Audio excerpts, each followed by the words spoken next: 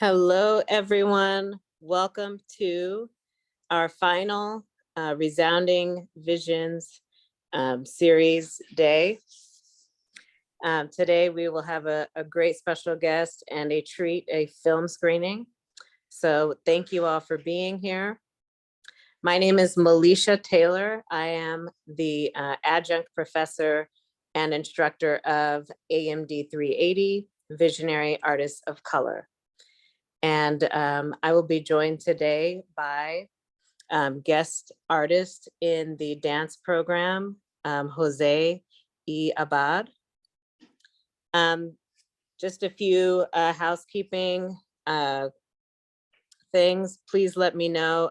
Please put your questions into the Q&A so that all of our panelists will be able to see you. Our panelists also include Karen Schaffman, Dr. Karen Schaffman, in the dance program, along with students, fellow students in the San Marcos dance program. We want to start today with a land acknowledgement. We would like to acknowledge that we are speaking to you tonight or today from the unceded territory of the Kumeyaay peoples, and that the surrounding areas are still home to 6 federally recognized bands of La Jolla, Pala, Pauma, Pechanga, Rincon, Soboba, Luiseño people.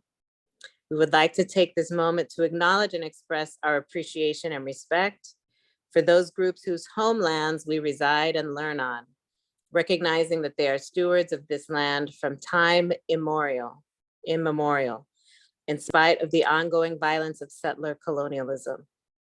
And given that we are not together for this session, we invite you to look into those ancestral homelands that you reside in by consulting with a resource, native-land.ca. That's a website which will be a first step for you to recognize the resilience and strength of these Indigenous communities and express solidarity with efforts to undo their intentional erasure.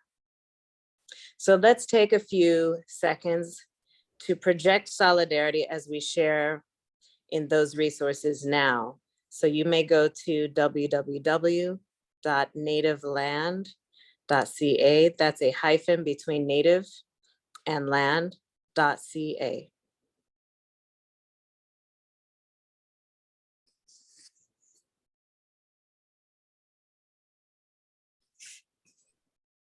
And so we would like to welcome to our session the dance program of Cal State San Marcos and special guest artist Jose Ebad to the Resounding Vision series. This is a year-long series of BIPOC artists, musicians, and scholars who work at the intersection of sound and art to explore forms of cultural resistance and affirmation. And the program committee for this series includes faculty members, Misael Diaz, Christine Diekman, Ana Luisa Petrisco, and Jeffrey Ray. We want to extend a very special thank you to Steve and Laura Wagner and the Epstein Family Foundation for their generous funding that makes these events possible. And we also want to thank the School of the Arts staff, especially Albert Rascon, for their support. And before I pass it over to our guest artist today, please know that we will have a really unique Q&A because of the large number of our panelists. So please use the Q&A function, not just the chat function. And if you have any questions for me directly, you can still go ahead and use the chat.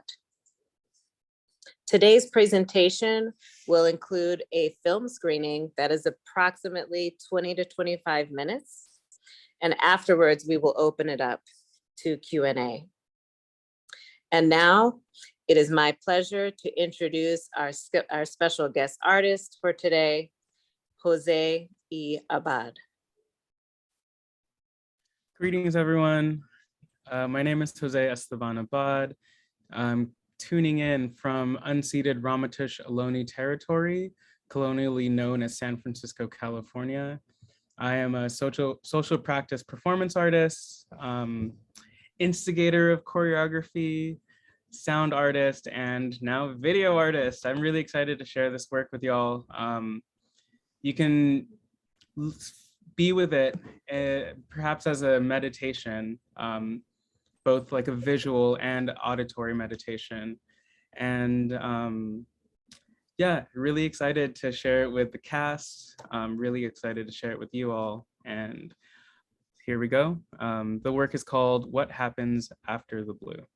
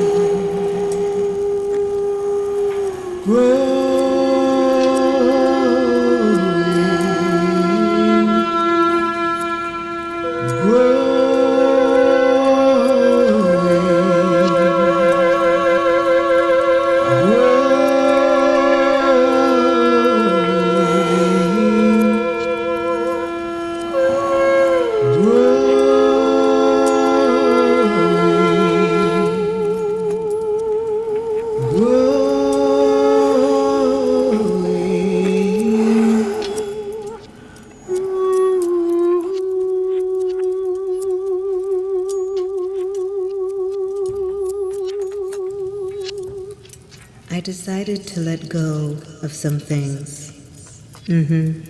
Some things that had held me back from seeing myself.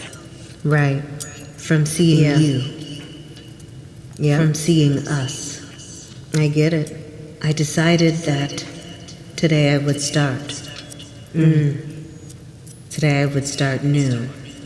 Today I would start new with you.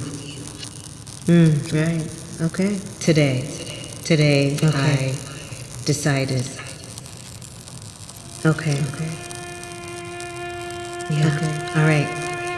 Sounds good. Well, let's see.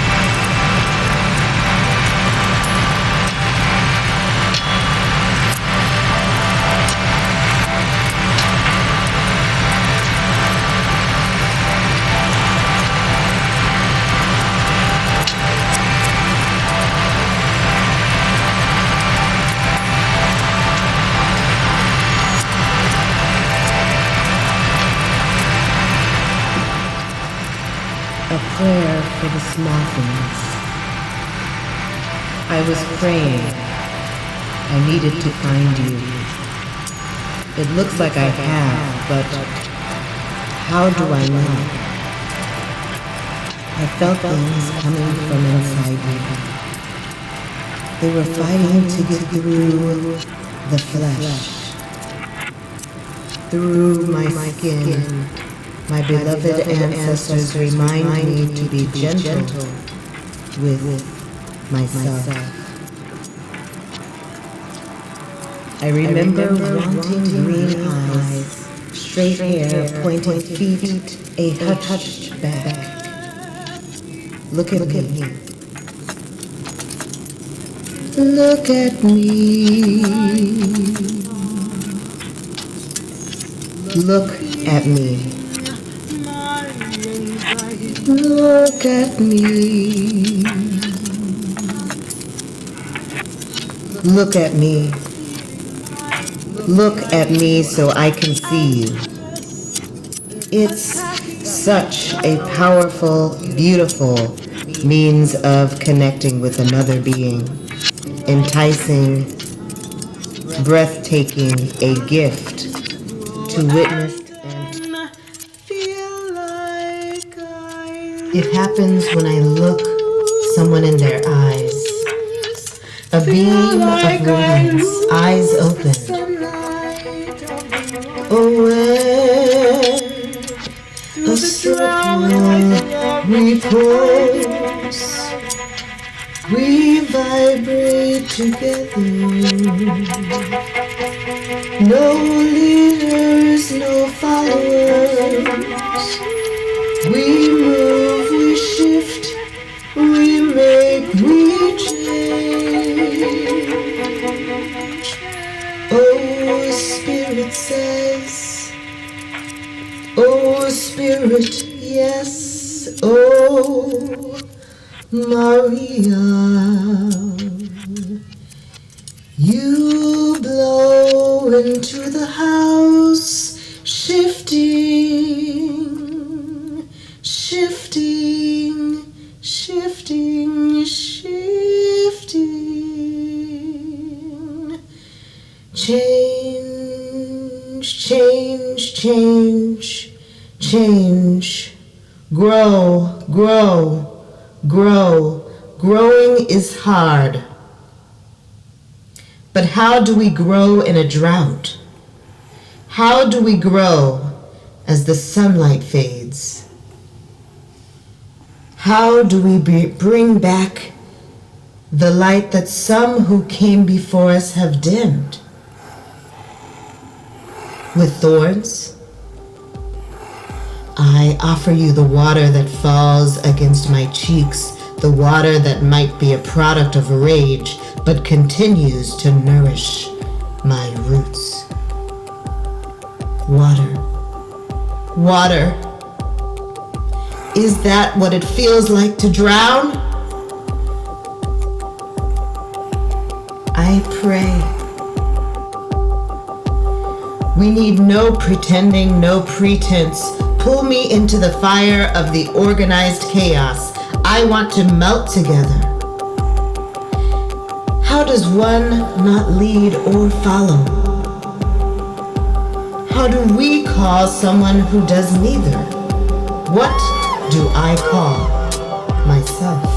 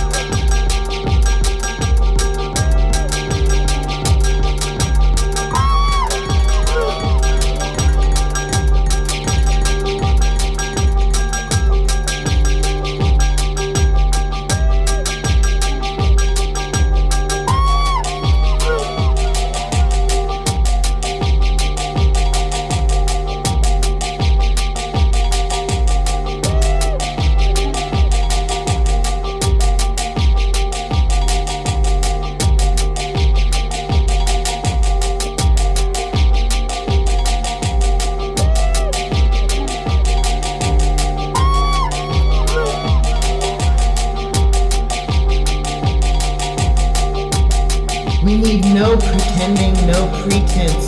Pull me into the fire of the organized chaos. I want to melt together. How does one not lead or follow?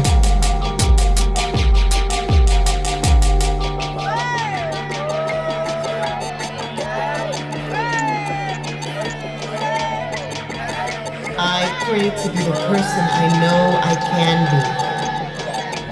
Holding on to the truth that I have the power to do harm and heal.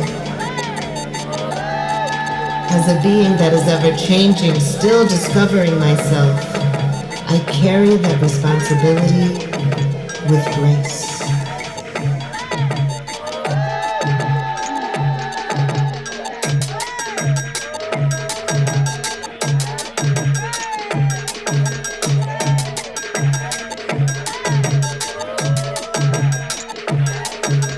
An embodied prayer at the sea of light, of shadow, a black box, blue sky, green hues. With grief, we bring our whole selves in.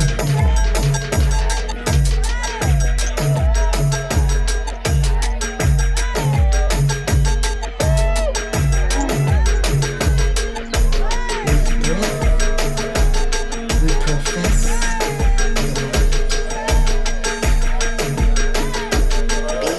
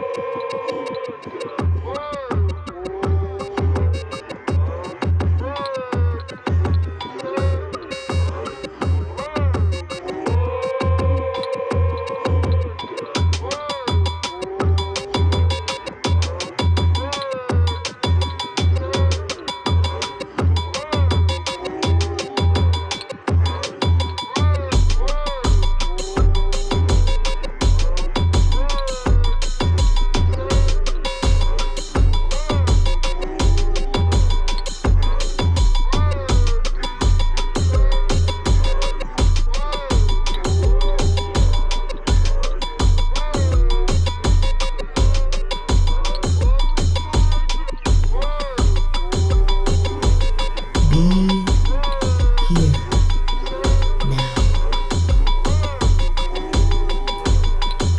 Be here now. As free as the ocean is as free as I want to be. Powerful and corrosive, gentle yet cold. Warm waters not always welcoming. It just is, and so am I. Close your eyes. I'm still here. Close your eyes. I am still here.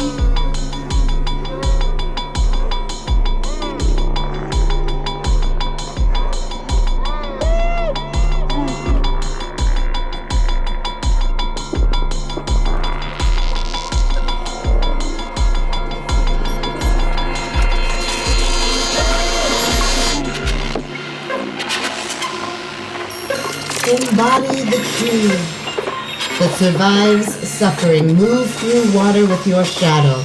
Leave behind treasures, not trash.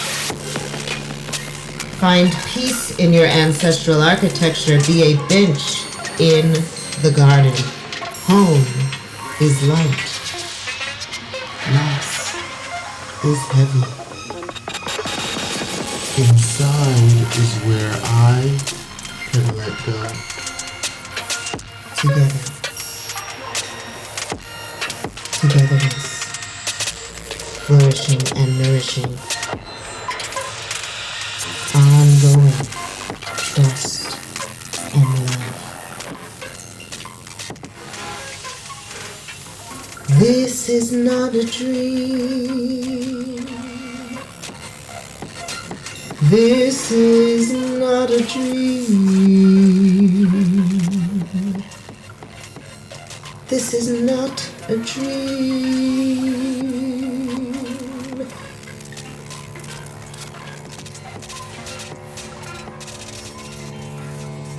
Water the earth. Suck the river. My body held by you. I never stretch, but I continue to be the tree that watches time go by. The monument moving gifts, a blue sheet moving like water, 3 piles of rocks, a slanted bench, in the middle of the garden of our ancestors. The tree that survives suffering.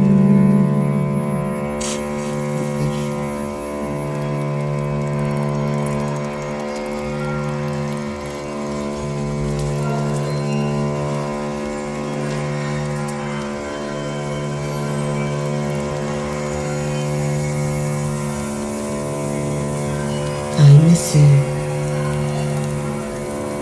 I miss you.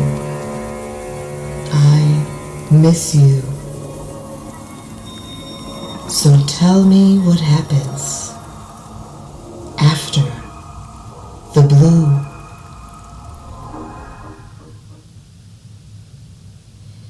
Tell me what happens after the blue. Tell me what happens after the blue.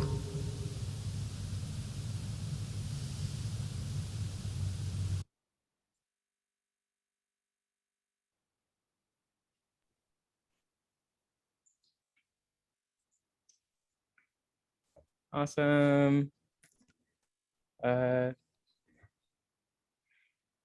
Amazing. So there you have it. What happens after the blue? And so I was having some technical issues with the credits. So just wanting to name where some of the things came from. Artistic direction, videography, cinematography, sound design, and editing was me. The cast is Annalise Fenton, Skyla Miles, Karen Schaffman, Alicia Taylor, Leslie Rodriguez. The sound samples you heard were from Madre Guia, Peekaboo, Gabriel Nunez de Arco, and Pisita Kun, who are friends of mine. The vocals that you heard were Alicia Taylor. Text and choreography was also from the cast, so Annalise, Karen, Leslie, Melisha, Skyla, and myself. Again, special thanks to the Kumeyaay and the other indigenous bands that whose lands we were dancing on. Steve and Linda Wagner, the Epstein Family Foundation, CSU San Marcos Dance Studies Department, and my mentors, Sherwood Chen and Sarah Shelton Mann, who actually heavily influenced this work. Thank you for that, Jose. And thank you all students for your beautiful comments in the chat. Yes, this was a really emergent process. And we talked about emergence a lot. Emergent Strategy is a book that a lot of dance movement folks have explored. Jose, can you talk about the emergent strategy that we utilized in the process of creating this work? Yeah, and so over the course of this semester, we met maybe every other Friday. And essentially we engage in different practices of writing, moving. I brought forth scores that again were given to me by Sherwood Chen and Sarah Shelton Mann, who were both guest lecturers, I think, throughout the semester. And essentially one of my main tenets of creating work is influenced by one of my other mentors, Anne Bleethenthal, and she posits that relationships are the first site of social change. So being a community-based social practice artist, what are ways that we can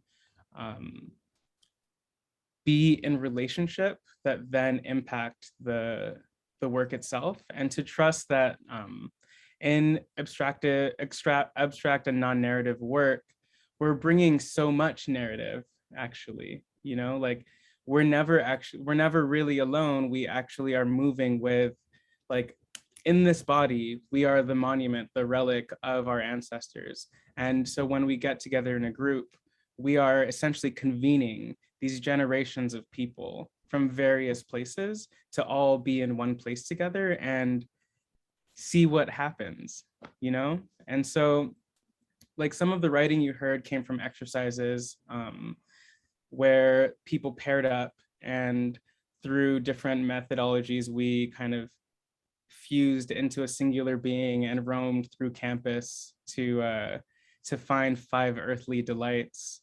We used like binary code and breath work to kind of create these like inside, outside, inhale, exhale, inverses of each other. I like all of the choreography and movement came from everybody's own embodied practice, you know? So like the lineages that everybody comes from, their teachers, everything that is like relevant and present to them in that moment was present in the dances. And essentially, I think one of the roots and foundations that we were like moving towards and working towards was trying to find a collective folk dance. You know, like folk dances had a very like strong social and ecological like relevance in the world and in life that I think in some ways we've lost now that like Earth has been like layered with concrete and asphalt and like buildings. So the way that humans like shape the land is a little different, but what happens when we actually go back to the land and have our physical presence there, and like what information can we also get from the land, what information can we get from nature? Yeah, so that's kind of how we worked. I love that. Students, I hope you know how profound it is. This is our first movement artist in this series. Well, perhaps in another year, there was a movement artist, but for this iteration of Resounding Vision, we're talking about the power of bringing information from the body, bringing information from the land, bringing information from our ancestors into an artistic practice through movement in the body. And you all got to see a visual representation of what we experienced in relationship. So I was not there physically with you all until later when you guys knew I was there when Charmaine was a guest.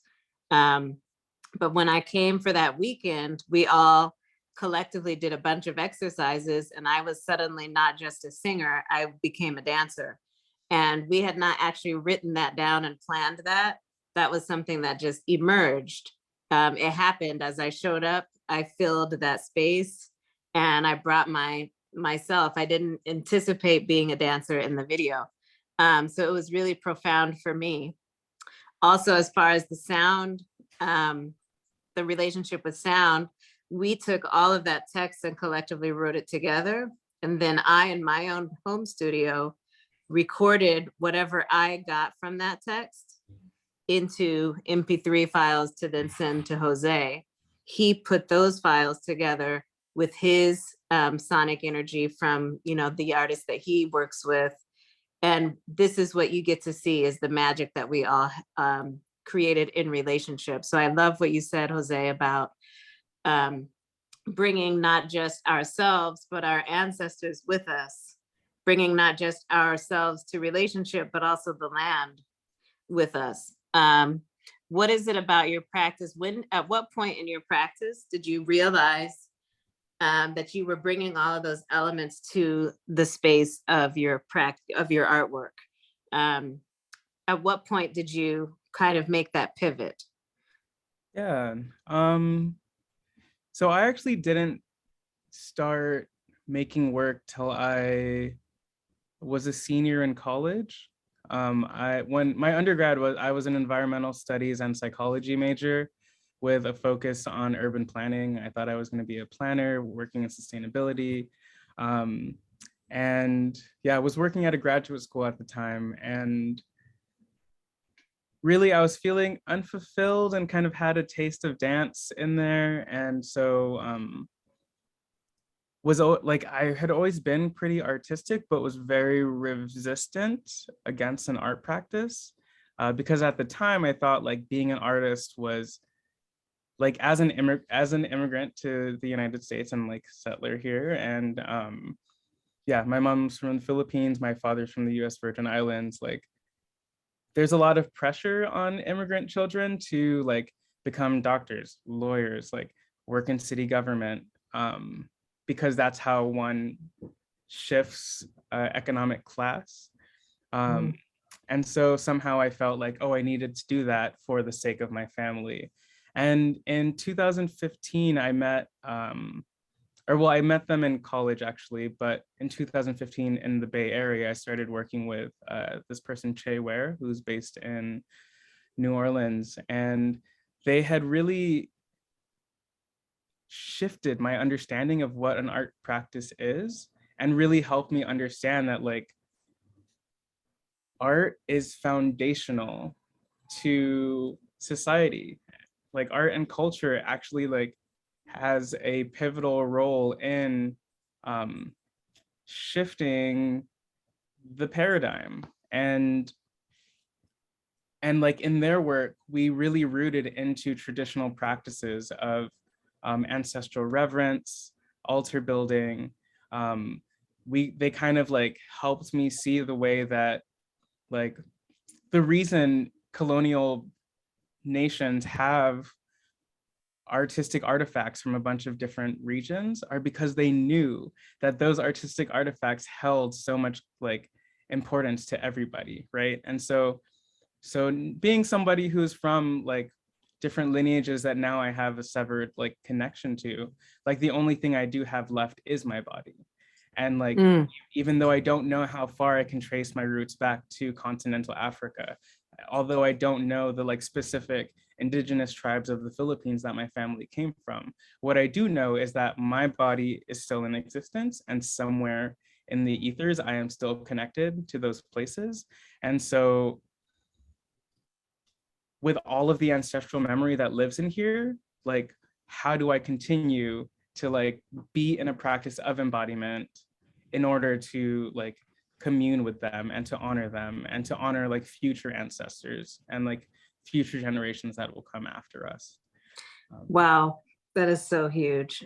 Just seeing yourself as a vessel betwixt the future generations and the past generations. Like, you are like that reminds me of having a spiritual experience in a human body, that idea that we're passing through, and there's a spirit that kind of comes through all my ancestors into me, and me into my children and the future. Wow, that is amazing.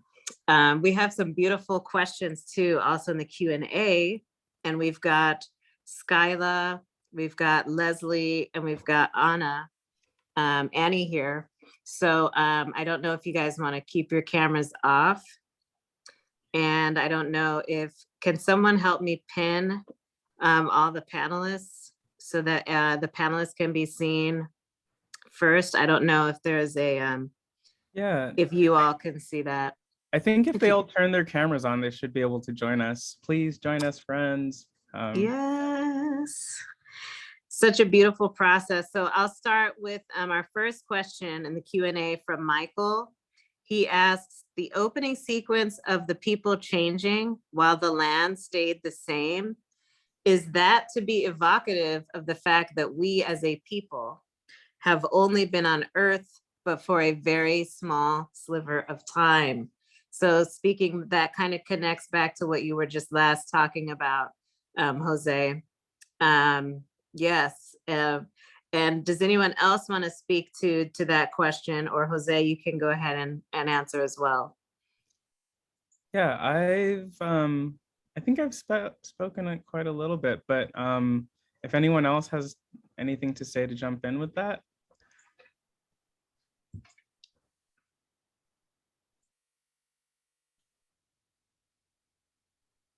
It's a deep one.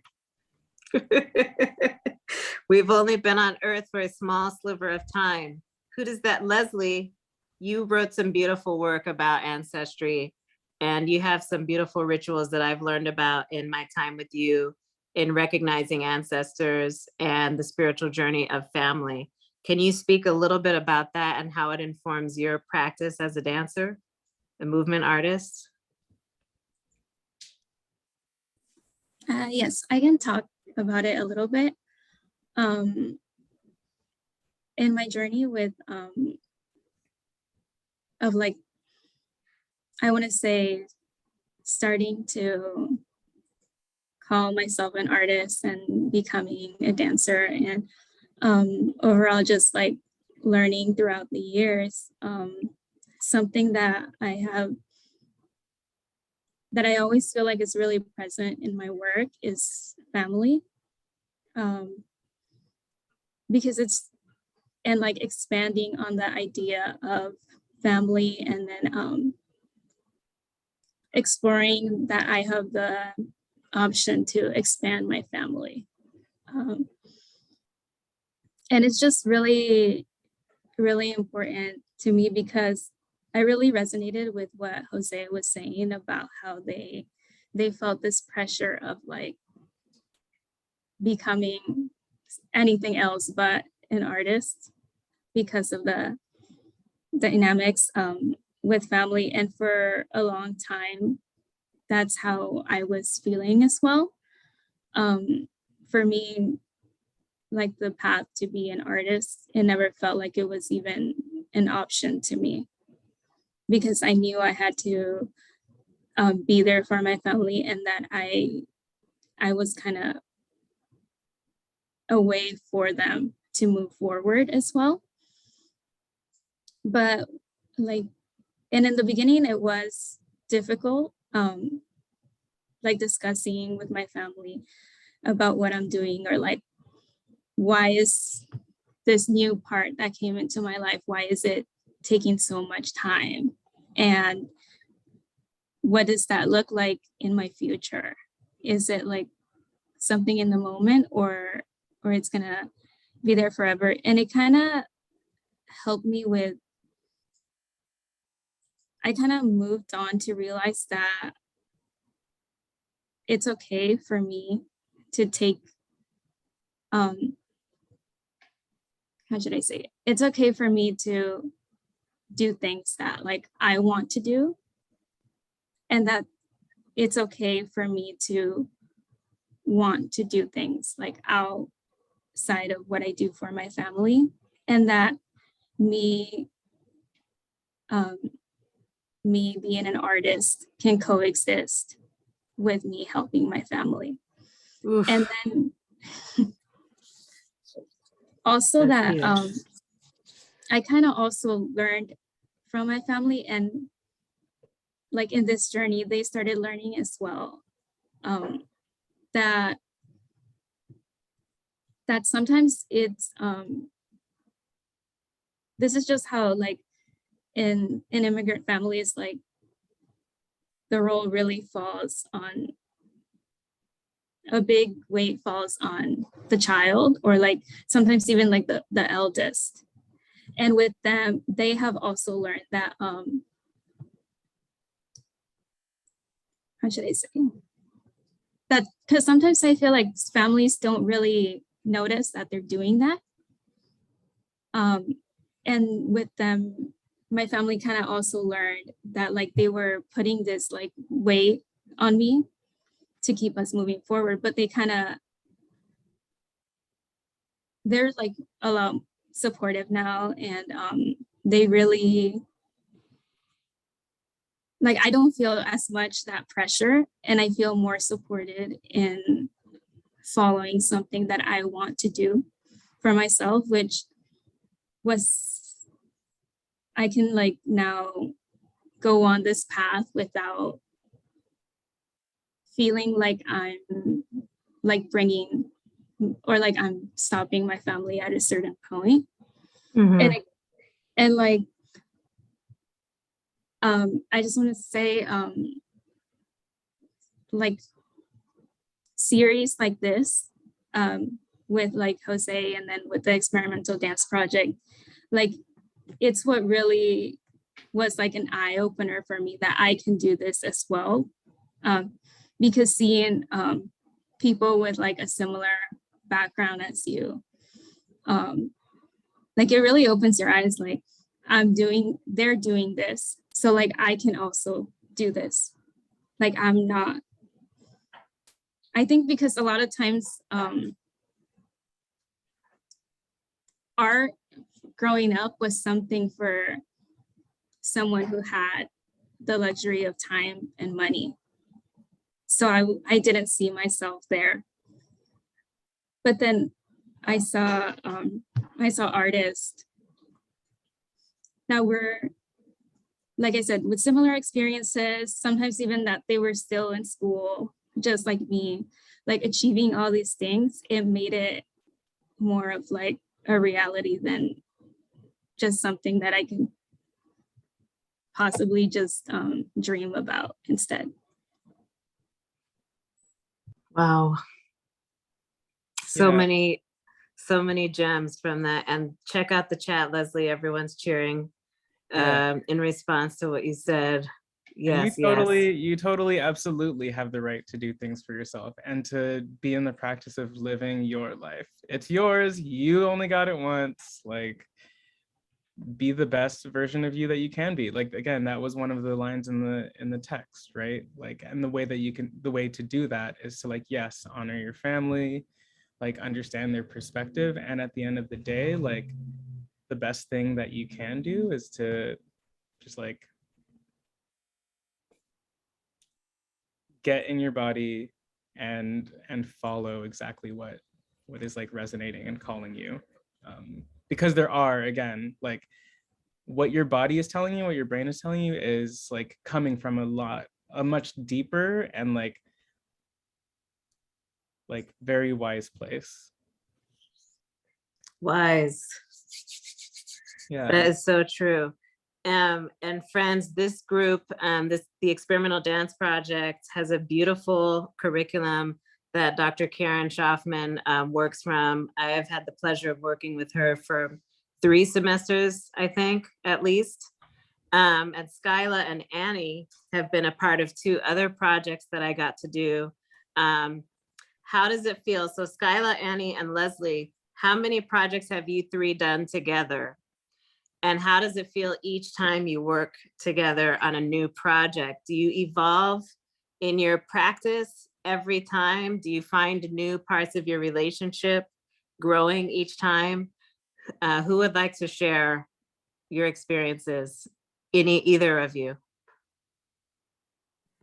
I'll start if that's okay. Mhm.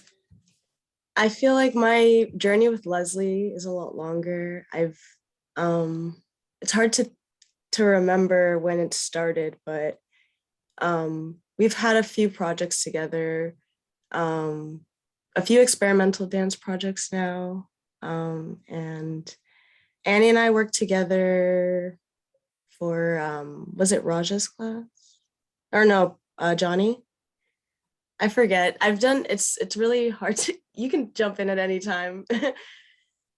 Annie or I think it was Mayfield that we Mayfield. Yeah. Okay. Yeah. Sorry, especially with COVID, everything's kind of jumbled. But I definitely feel like looking at each point, there's definitely a shift, especially in the last year for me. I feel that I'm feeling a lot more comfortable calling myself a dancer, and with the capital D, and integrating my writing with my dancing. I feel like Jose, you helped me a lot in the last few months feel comfortable bringing my writing in, and it's just been really, it hasn't been linear, and it hasn't been like this. It's kind of been, my growth has been kind of all over the place. And I just feel really honored to be able to be seen by all of you and feel supported through each process. And I just specifically want to say for Karen, working with Karen in the dance department has helped me stay in. And when my growth has gone like this and then down, I kind of want to just step out and give up. But Karen has helped me realize that it's okay to not constantly be on the up. Also, I think this is the first time working with Jose for me. And it's interesting because I've heard a lot about them through the years. And I don't know, I feel like I have a lot to say, but it's been really, really lovely. And yeah. Skyla, I want to, while you're talking, there's a question from Elena Turpin that says, what message did you hope to convey in this work? Do you feel like you have a universal message that you were bringing to this work? I feel like my message had a lot to do with being witnessed and witnessing. I kind of struggle a bit with balancing leading or following or only doing one. And I feel like in this work, it was kind of a collective. Everything felt collective, and there were no leaders and there were no followers. And that was really the only message I was kind of conveying in this, was sort of, it wasn't about me, it was about us as a collective and what that meant. And I still feel like I'm figuring it out, so. Beautiful. Yeah, can I, so I'm super resistant to saying what a work was supposed to mean. I'm very good at like saying the context in which the work was made, but like what you're supposed to get out of it, I think I'm at a place right now where I actually invite the audience to just really be with whatever messages you receive from the work. And something too that I also feel, especially with like experimental dance and art, is that there is a certain way that we channel information that we don't necessarily have the words for yet. We create images that we don't know how to describe or understand what they mean. But let's look back at this work in a year, 5 years, 10 years, and see like where we're at that point and what was actually like, what was spirit speaking through us at this moment. You know, like it's hard to say. And like actually in my practice, I do look back at the work that I've made with my collaborators, and there are so many things that I think were a foreshadowing to where I'm at currently in life. And so, yeah, I think that in part, like this piece was a gift to ourselves and like a conjuring of sorts, and an asking of whatever sort of like divine connection we have to give us some sort of insight into what tomorrow might bring. Annie, I know that you have a beautiful yoga practice. You're also a yoga instructor, and you bring a certain vibration to your movement work also through that informed practice of yoga. Are there any can you see the Q&A? Are there any questions in there that you'd like to address, or do you just have something you would openly like to share about your experience in this work? Yeah, I would love to share my experience because I'm kind of relatively new to the dance program a little bit, because I first met Skyla and Leslie, I think it was an improv class with Karen this time last year. And then I worked on the Experience Dance Project with Mayfield. And honestly, like I've never gone into a group where they were so accepting, so quick, and like the vulnerability and feeling so welcomed.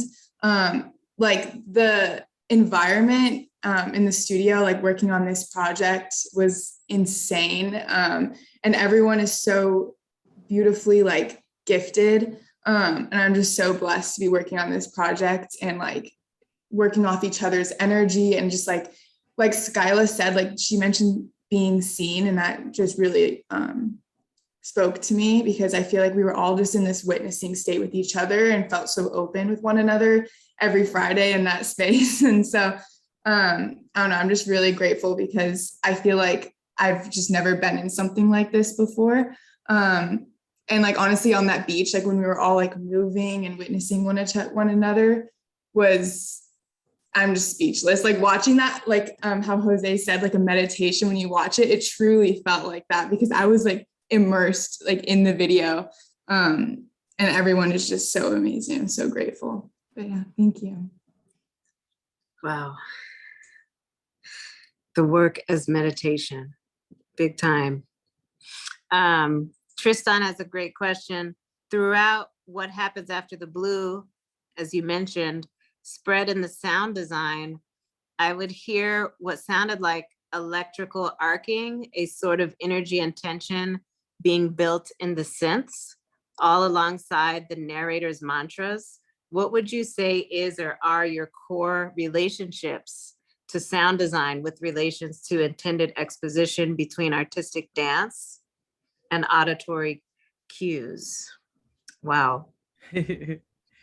Yeah, Tristan, interesting question. So it's funny because the sounds that we actually use in the video, nobody had heard during any of our rehearsal processes or recording of the work. Like that all happened in post-production. And it's interesting because I think my sound, video, dance process all just kind of jumble back and forth to like braid into each other. Like these three strands, I'm just like switching between mediums over and over and over and over again. And yeah, like something that I, again, like hold on to. So in 2020, before the pandemic started, I had the luxury of going to the Philippines with a choreographer named Alleluia Panis. And what she did was she brought us to work with various indigenous folks in different regions. And like something that I also hold is like dance and performance is a descendant of ritual, right? Like it shifted through modernization to become dance on stage, but prior to the way that we see it now, like performance or ritual happened out in public, right? And it was, and like the sound wasn't separate from the movement, wasn't separate from the gathering, wasn't separate, like all of it was happening together simultaneously through different people. And so, and yeah, and I think that there are a bunch of other things that I also like hold in like my sound practice, kind of around how like Black folks have been pretty like influential in like all of all of music essentially, and how like electronic music actually did kind of get a big footing in Chicago and Detroit and like Baltimore even, and like hip hop in New York came out from people being able to have access to these like electronic devices and starting to like cut and mix and do all of this stuff. And so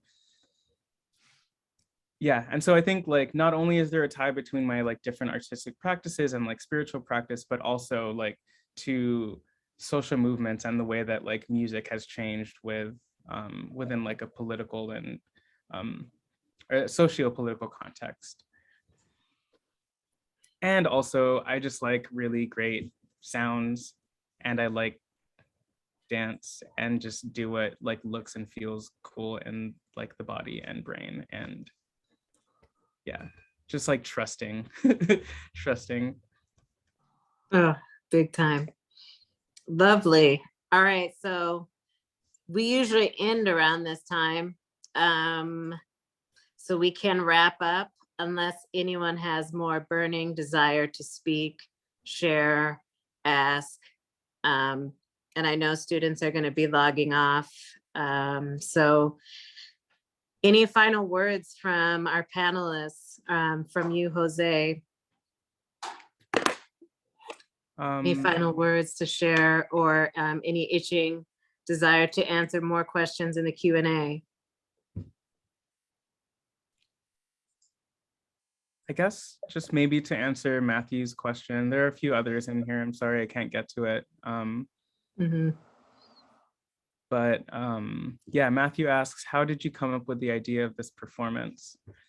And I think I had mentioned it earlier when we first started like speaking, but somebody, a Black theorist, poet, philosopher that I really appreciate named Fred Moten has this quote where he says, the work happens, like I'm paraphrasing, but he essentially says the work happens when we get together to figure it out. And so like with this practice, like at its very, very, very, very core and like the most simplest way of explaining, like this work came together by us getting together and figuring out what it wanted to be.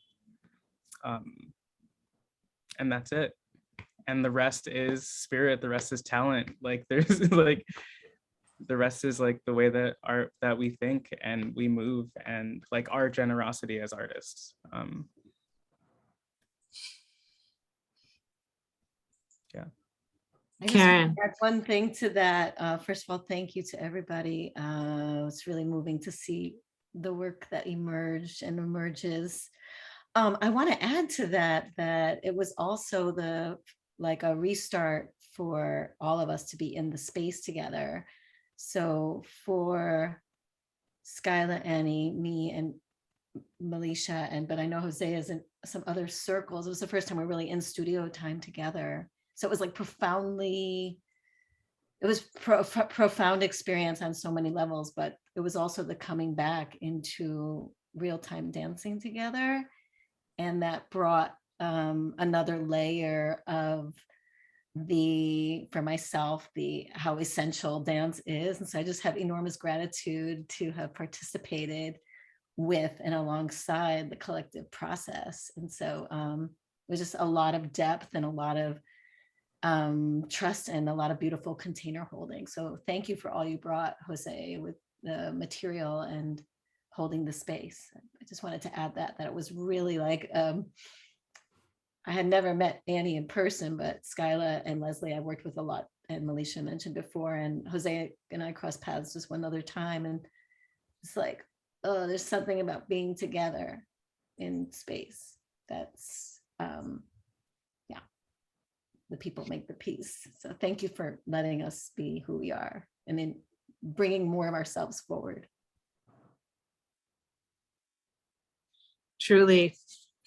Well, if those are our final words of sharing, I would like to thank you all, my students, for this beautiful semester that we have shared together for this new course, Visionary Artists of Color. I hope that you have been enriched by the rich content in this class. What is this? Oh, okay, I see in the chat. This will be the last time that I will be hosting for this school year, because this class will not continue next semester.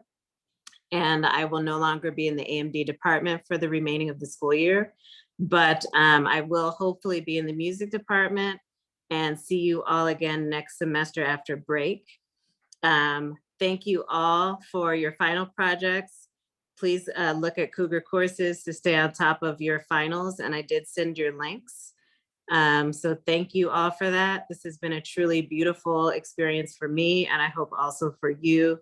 Thank you to our panelists, Skyla, Leslie, Annie, Dr. Schaffman, Jose.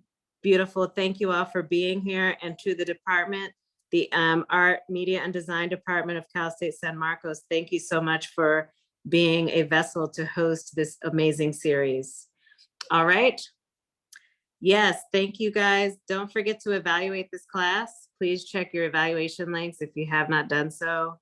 And peace and blessings, everyone. Have a good rest of your night. Bye-bye. Happy holidays. Yeah, it's the holiday season. Happy holidays, everyone.